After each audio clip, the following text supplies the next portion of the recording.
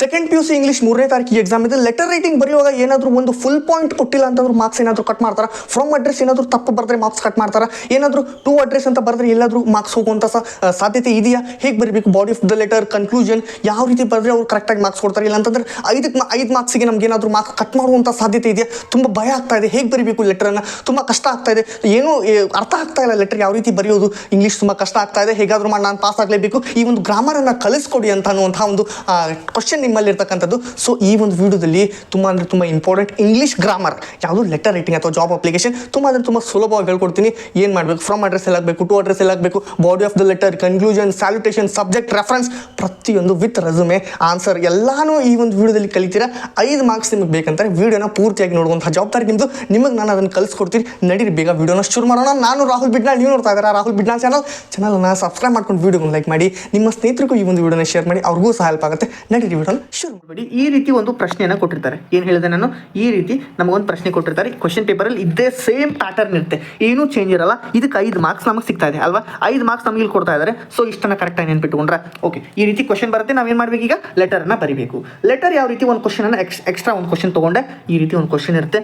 ಕ್ವಶನನ್ನು ಏನು ಓದಲ್ಲ, ನಾನು ಡೈರೆಕ್ಟಾಗಿ ನಿಮಗೆ ಟೀಚ್ ಮಾಡುವಾಗ ಓದಿ ಹೇಳ್ತೀನಿ. ಬೇಕಂತಂದರೆ ನಿಮ್ಗೆ ಆಮೇಲೆ ನಾನು ಎಕ್ಸ್ಪ್ಲೇನ್ ಮಾಡ್ತೀನಿ. ಕ್ವಶನ್ ಈ ರೀತಿ ಇರುತ್ತೆ, ಕರೆಕ್ಟಾಗಿ ನೋಡ್ಕೊಳ್ಳಿ. ಆ ಹಿಂದೆ ಇರ್ತಕ್ಕಂಥ ಕ್ವಶನನ್ನು ನಾನು ಸ್ವಲ್ಪ ಇಲ್ಲಿ ಚೇಂಜಸ್ ಮಾಡಿಫೈ ಮಾಡಿ ಒಂದು ಲೆಟರನ್ನು ರೆಡಿ ಮಾಡಿದ್ದೀನಿ. ಒಂದು ಕ್ವಶನ್ಗೆ ಒಂದು ಲೆಟರ್ ಕೊಟ್ಟಿದ್ದೀನಿ ಆಯಿತಾ. ಲೆಟರಲ್ಲಿ ಏನೇನು ಹಾಕ್ಬೇಕು ನಾವು ಹಾಕಿದರೆ? ರಿಮೆಂಬರ್ ಟು ಆ್ಯಡ್ ಪಾಯಿಂಟ್ಸ್, ಒಂದು ಸ್ವಲ್ಪ ಪಾಯಿಂಟ್ಸನ್ನು ಹಾಕಬೇಕು. ಒಂದು ಫಾರ್ಮ್ಯಾಟ್ ಇರುತ್ತಲ್ವಾ, ಫ್ರಮ್ ಹಾಕಬೇಕು, ಡೇಟ್ ಹಾಕಬೇಕು, ಟು ಹಾಕಬೇಕು. ಅದಾದ ನಂತರ respected sir, madam, subject, reference ಹಾಕಿದರೆ body of the letter, thank you. ಅದಾದ ನಂತರ yours faithfully, signature, resume, biodata ಅಥವಾ ಯಾವುದಾದ್ರು ಕರಿಬೋದು. ರೆಸ್ಯೂಮೆ ಅಲ್ಲಿ ಏನೇನು ಹಾಕಬೇಕು? Name, address, father's name, date of birth, qualification ಹಾಕಬೇಕು, ಲ್ಯಾಂಗ್ವೇಜ್ ನೋನ್, ಹಾಬೀಸ್ ಮತ್ತು ಕಾಂಟ್ಯಾಕ್ಟ್ ಹಾಕಿ, ಆಮೇಲೆ ಇಮೇಲನ್ನು ಬರೀಬೇಕು, ಎಕ್ಸ್ಪೀರಿಯನ್ಸ್ ಬರೀಬೇಕು. ಇದಿಷ್ಟು ಆಯಿತಾ. ನೆಕ್ಸ್ಟ್ ಈಗ ಕ್ವಶನನ್ನು ಕೊಟ್ಟಿದ್ದೀನಿ. ಸಿಂಪಲ್ ಆಗಿರ್ತಕ್ಕಂಥದ್ದು, ಕರೆಕ್ಟಾಗಿ ನೋಡ್ಕೊಂಬಿಡಿ. ಕ್ವಶನ್ ಇದೆ. ಕ್ವಶನ್ ಯಾವ ರೀತಿ ಕೊಟ್ಟಿರ್ತಾರೆ ಅಂತಂದರೆ ನಾನು ಇಲ್ಲಿ ಮಾರ್ಕ್ ಮಾಡ್ತೀನಿ ನೋಡಿ. ಈ ರೀತಿ ಕ್ವಶನ್ ಇದೆ ಅಲ್ವಾ? ನೋಡಿ ಏನಿದೆ ಕ್ವಶನ್ ನೋಡಿ. Write a letter of application in response to the following advertisement which appeared in Deccan Herald dated 20th March 2017. ನೋಡಿ, ಒಂದು ಅಪ್ಲಿಕೇಶನ್ ರೆಸ್ಪಾನ್ಸ್ ಅಂತಂದರೆ ಒಂದು ಜಾಬ್ ಅಪ್ಲಿಕೇಶನನ್ನು ಬರೀರಿ. ಅಡ್ವರ್ಟೈಸ್ಮೆಂಟಲ್ಲಿ ಕೊಟ್ಟಿರ್ತಕ್ಕಂಥ ಒಂದು ಡೆಕ್ಕನ್ ಹೆರಾಲ್ಡಲ್ಲಿ ಕೊಟ್ಟಿರ್ತಕ್ಕಂಥ ಒಂದು ಅಡ್ವರ್ಟೈಸ್ಮೆಂಟ್ ಕೊಟ್ಟಿದ್ದಾರೆ. ಏನು ಕೊಟ್ಟಿದ್ದಾರೆ ಅಡ್ವರ್ಟೈಸ್ಮೆಂಟ್ ಅಂತಂದರೆ ವಾಂಟೆಡ್ ಫಸ್ಟ್ ಡಿವಿಷನ್ ಅಸಿಸ್ಟೆಂಟ್ ಅಂತ ಕೊಟ್ಟಿದ್ದಾರೆ ಆಯಿತಾ. ಕ್ವಾಲಿಫಿಕೇಷನ್ ಏನಾಗಬೇಕಂತಂದರೆ ಅವ್ರಿಗೆ any graduation, knowledge of computer and fluency in Kannada and English. So ನೋಡಿ, ಅವ್ರಿಗೆ ಯಾರು ಒಂದು ಆ್ಯಡ್ ಇದೆಯಾ ನೋಡಿ, ಹೇಳಿ ಹೇಳ್ತೀನಿ ನೋಡಿ. ಒಂದು 2017 ಮಾರ್ಚ್ 20ನೇ ತಾರೀಕಿಗೆ ಒಂದು ಆ್ಯಡ್ ಬಂದಿದೆ. ಆ್ಯಡಲ್ಲಿ ಏನು ಕೊಟ್ಟಿದ್ದಾರೆ ಅಂತಂದರೆ ವಾಂಟೆಡ್ ಅಂತ ಕೊಟ್ಟಿದ್ದಾರೆ. ಒಂದು ಫಸ್ಟ್ ಡಿವಿಷನ್ ಅಸಿಸ್ಟೆಂಟ್ ಅಂತ ಒಂದು ಜಾಬ್ ಇದೆ. ಫಸ್ಟ್ ಡಿವಿಷನ್ ಅಸಿಸ್ಟೆಂಟ್ಗೆ ಒಂದು ಅಡ್ವರ್ಟೈಸ್ಮೆಂಟ್ ಕೊಟ್ಟಿದ್ದಾರೆ, ಬನ್ನಿ ಯಾರಾದರೂ ನೀವು ಅಪ್ಲಿಕೇಶನ್ ಹಾಕ್ಬೋದು ಅಂತ. ಅವ್ರ ಕ್ವಾಲಿಫಿಕೇಷನ್ ಏನಾಗಬೇಕಂತಂದರೆ, ಈ ಒಂದು ಜಾಬ್ ಮಾಡಬೇಕಲ್ಲ, ಕ್ವಾಲಿಫಿಕೇಷನ್ ಏನಾಗಬೇಕಂತಂದರೆ any graduation, BA, MA, MSc, BSc ಏನಾದರೂ ಆಗಿರಲಿ ಹಾಕ್ಬೋದು. ನಾಲೆಜ್ ಆಫ್ ಕಂಪ್ಯೂಟರ್ ನಾಲೆಜ್ ಇರಬೇಕು. ಅವ್ರಿಗೆ ಏನಿರಬೇಕು? ಕಂಪ್ಯೂಟರ್ ನಾಲೆಜ್ ಇರಬೇಕು. ಅದಾದ ನಂತರ ಫ್ಲೂಯೆನ್ಸಿಯಾಗಿ, ಸರಳವಾಗಿ, ಸುಲಭವಾಗಿ ಏನು ಮಾತಾಡಬೇಕು ಅವರು ಅಂತಂದರೆ ಕನ್ನಡ ಮತ್ತು ಇಂಗ್ಲೀಷನ್ನು ಮಾತಾಡುವಾಗ ಇರಬೇಕು. ಸರಿ ಆಯಿತು. ಇದಿಷ್ಟಾದಮೇಲೆ ನಾವು ಅಪ್ಲಿಕೇಶನ್ ಹಾಕಬೇಕಲ್ಲ, ಸೊ ಬರೀಬೇಕಲ್ಲ ಅವ್ರಿಗೆ ಲೆಟರ್, ಒಂದು ಜಾಬ್ ಅಪ್ಲಿಕೇಶನ್ ಬರೀಬೇಕಲ್ವಾ. ಸೊ ಹಾಕಿದರೆ ಏನು ಕೊಟ್ಟಿದ್ದಾರೆ? ಪೆನ್ ಕಲರ್ ಚೇಂಜ್ ಮಾಡ್ಕೊತೀನಿ. ಸೊ ನಿಮ್ಗೆ ಈಗ ಗೊತ್ತಾಗುತ್ತೆ, ನಿಮ್ಗೆ ಪರ್ಫೆಕ್ಟಾಗಿ ಗೊತ್ತಾಗುತ್ತೆ. ಯಾರಿಗೆ ಅಪ್ಲೈ ಮಾಡಬೇಕು, ನಾವು ಯಾರಿಗೆ ತಲುಪಿಸ್ಬೇಕು, ಅದನ್ನು ಯಾರಿಗೆ ಕೊಡಬೇಕು? ದ ಮ್ಯಾನೇಜರ್, SSP ಸಮಿತಿ, Kushal textiles, Peenya industrial area, Bengaluru. ಇಷ್ಟನ್ನು ನೆನ್ಪಿಟ್ಕೊಂಡ್ಬಿಟ್ರೆ ಮುಗಿದೋಗಿ. ಇಷ್ಟೊಂದು ಸುಲಭವಾಗಿ ನಾನು ಅರ್ಥ ಮಾಡಿಸಿದ್ದೆ ನಿಮಗೆ. ಸೊ ನೋಡಿ, ಈಗ ನಾನು ಏನು ಮಾಡ್ತೀನಿ, ನಾವು ಮೊದಲೇದಾಗಿ ಏನು ಮಾಡಬೇಕಂತಂದರೆ ಇಲ್ಲೊಂದು ಸ್ವಲ್ಪ ಪಾಯಿಂಟ್ ಹಿಂದ್ಗಡೆ ಹೋಗ್ತೀನಿ. ನನಗೆ ಏನು ಮಾಡ್ತೀನಿ ಅಂತಂದರೆ ನಿಮ್ಗೆ ಗೊತ್ತಾಗುತ್ತೆ, ನೆಕ್ಸ್ಟ್ ಗೊತ್ತಾಗುತ್ತೆ. ಇಲ್ಲಿ ನಾವು ಏನು ಹಾಕಬೇಕು? ಮೊದಲು ಫ್ರಮ್ ಅಂತ ಹಾಕಬೇಕು, ಆಮೇಲೆ ಡೇಟ್ ಹಾಕಬೇಕು, ಆಮೇಲೆ ಟು ಹಾಕಬೇಕು, ರೆಸ್ಪೆಕ್ಟೆಡ್ ಸರ್, ಮೇಡಮ್ ಅಂತ ಹಾಕಬೇಕು, ನೆನ್ಪಿಟ್ಕೊಳ್ಳಿ. ಆಮೇಲೆ ಸಬ್ಜೆಕ್ಟ್, ರೆಫರೆನ್ಸ್. ಇಷ್ಟನ್ನು ಮೊದಲು ನಾನು ಇಲ್ಲಿ ಹೇಳ್ತೀನಿ, ಹಾಕೋಣ ಆಯಿತಾ. ಈಗ ಒಂದೊಂದಾಗಿ ನೋಡ್ತಾ ಹೋಗೋಣ. ಇಲ್ಲೆಲ್ಲ ರೆಸ್ಯೂಮೆ ಇದೆ. ಸೊ ನಾವು ಮತ್ತೆ ಅಲ್ಲಿಗೆ ಹೋಗೋಣ ಆಯಿತಾ. ಇಲ್ಲಿ ಕೊಟ್ಟಿದ್ದೀನಿ. ಮೊದಲು ಇಲ್ಲಿ ಯಾಕೆ ಇದನ್ನು ನೋಡಿ ಸರಿಯಾಗಿ, ಇದನ್ನು ಯಾಕೆ ನಾನು ಬರ್ದೆ ಇಲ್ಲಿ ನಾನು ಇದನ್ನ ಯಾಕೆ ಬರ್ದೆ ಅಂತಂದರೆ ಅವ್ರು ಹೇಳಿದ್ದಾರೆ ಫ್ರಮ್ ಅಡ್ರೆಸ್ ಹಾಕಬೇಕಲ್ವ. ಮೊದಲು ಫ್ರಮ್ ಅಡ್ರೆಸ್ ಹಾಕಬೇಕಂತಂದರೆ ಮೊದಲು ಏನು ಮಾಡ್ಬೇಕು? ನಾನು write your name, your address. ನೇಮ್ಗೆ 4X ಅಂತ ಹಾಕಿ, ಅಡ್ರೆಸ್ಗೆ ನೀವು 4Y ಅಂತ ಹಾಕಿ ಅಂತ ಅವರೇ ಕೊಟ್ಟಿದ್ದಾರೆ. ಇಲ್ಲಿ ಯಾವುದೇ ಲೆಟರ್ ಆದರೂ ಸೆಕೆಂಡ್ PUC ಇಂಗ್ಲೀಷಲ್ಲಿ ನೀವು ಜಾಬ್ ಅಪ್ಲಿಕೇಶನ್ ಬರೀತಿದ್ದೀರಾ ಅಂತಂದರೆ ಇಷ್ಟನ್ನು ನೀವು ನೆನಪಿಟ್ಕೋಬೇಕು. 4X 4Y ಅಂತ ನೇಮ್ ಹಾಕಬೇಕು. ಅಷ್ಟು ನೇಮ್ ಅಡ್ರೆಸ್ ಹಾಕಬೇಕಾಗುತ್ತೆ.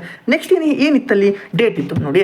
ಇದು ಅಡ್ವರ್ಟೈಸ್ಮೆಂಟ್ 2017 ಕೊಟ್ಟಿದ್ದಾರೆ, ಯಾವಾಗಾದರೂ ಕೊಟ್ಟಿದ್ದಾರೆ. ಈಗ ನೋಡಿ, ನಾನು ಇವತ್ತು ವೀಡಿಯೋ ಮಾಡ್ತಾ ಇದ್ದೇನೆ. ಇವತ್ತು 28 ಫೆಬ್ರವರಿ ಅಂತ ಇಟ್ಕೊಳ್ಳಿ. 28 ಫೆಬ್ರವರಿ 2026 ಅಂತ ಇವತ್ತು ಬರಿತಾ ಇದ್ದೀನಿ ಅಂತಂದರೆ ಇವತ್ತಿಂದ ಹಾಕಿ ನಿಮ್ಗೆ ಯಾರು ಬೇಡ ಅಂತ ಹೇಳಲ್ಲ, ಹಾಕ್ಬೋದು, ಇವತ್ತಿನ ಡೇಟ್ ಹಾಕ್ಬೋದು. ಸೊ ಡೇಟ್ ಯಾವ ರೀತಿ ಹಾಕ್ಬೇಕಂತಂದ್ರೆ ಈ ರೀತಿ ಹಾಕಬೇಕು, 20th March 2017. ಇಷ್ಟು ಬರೆದ್ರೆ ಆಗುತ್ತೆ.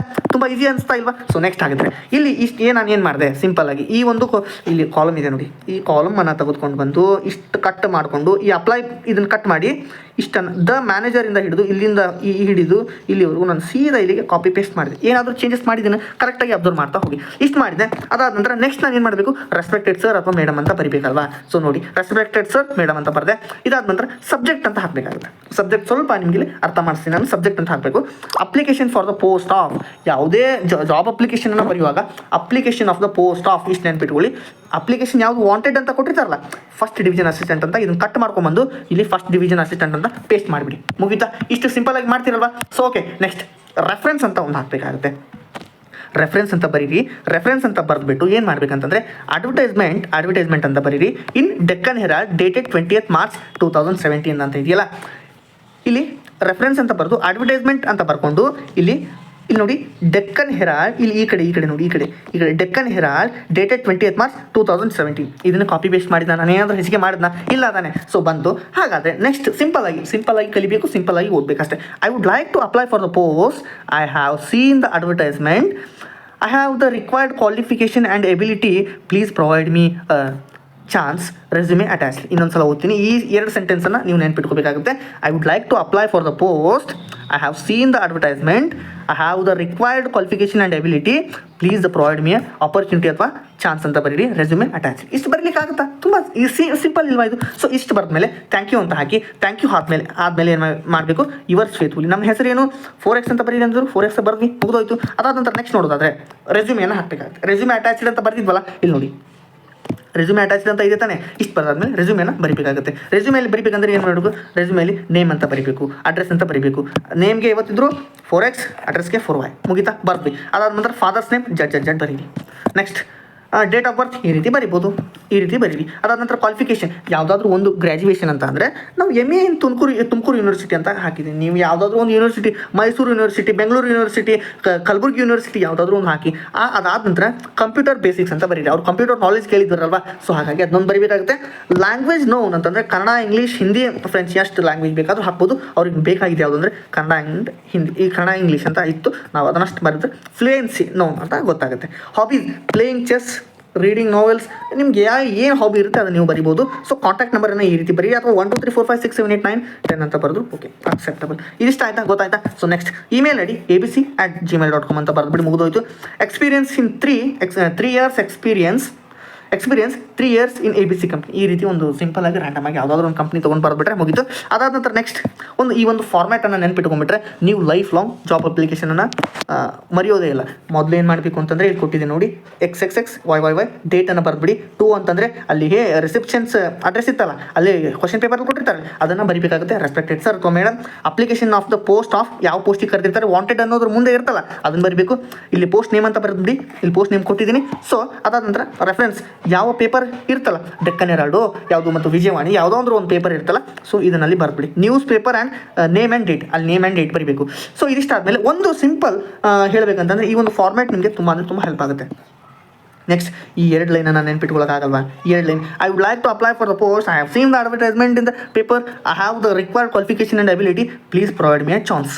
ಮುಗಿತಾ? ಇಷ್ಟ ಆದಮೇಲೆ ಅದಾದ ನಂತರ ರೆಸ್ಯೂಮೆ ಅಟ್ಯಾಚ್ಡ್ ಮಾಡಿದ್ದೀನಿ, ಬರ್ದಿದ್ದೀನಿ, ಥ್ಯಾಂಕ್ ಯು ಯುವರ್ಸ್ ಫೋರ್ತ್ಫುಲಿ. ಅದಾದ ನಂತರ ಬಯೋಡೇಟಾ. ಇಷ್ಟನ್ನು ಒಂದು ಪೇಜಲ್ಲಿ ಬರೀರಿ, ಇನ್ನೊಂದನ್ನು ರೆಸ್ಯೂಮೆ ಇರುತ್ತಲ್ಲ ಅದನ್ನು ಇನ್ನೊಂದು ಪೇಜಲ್ಲಿ ಬರೀರಿ. ಇದಿಷ್ಟು ಅಂತಂದರೆ ಮುಗಿದು ಹೋಗಿತ್ತು. ಇಷ್ಟು ಬರೆದ್ರೆ ನಿಮಗೆ ಸುಲಭವಾಗಿ 5 ಮಾರ್ಕ್ಸ್ ಸಿಗುತ್ತೆ. ಇದಿಷ್ಟು ಈ ಒಂದು ವಿಡಿಯೋದಲ್ಲಿ. ವಿಡಿಯೋ ಇಷ್ಟ ಆಗಿದ್ರೆ ಒಂದು ಲೈಕ್ ಮಾಡಿ, ನಿಮ್ಮ ಚಾನಲನ್ನು ಸಬ್ಸ್ಕ್ರೈಬ್ ಮಾಡಿ. ಮತ್ತೆ ಮುಂದಿನ ಒಂದು ವಿಡಿಯೋದಲ್ಲಿ ಸಿಗ್ತಾ ಇದ್ದೇನೆ. ಧನ್ಯವಾದ ಸ್ನೇಹಿತರೆ.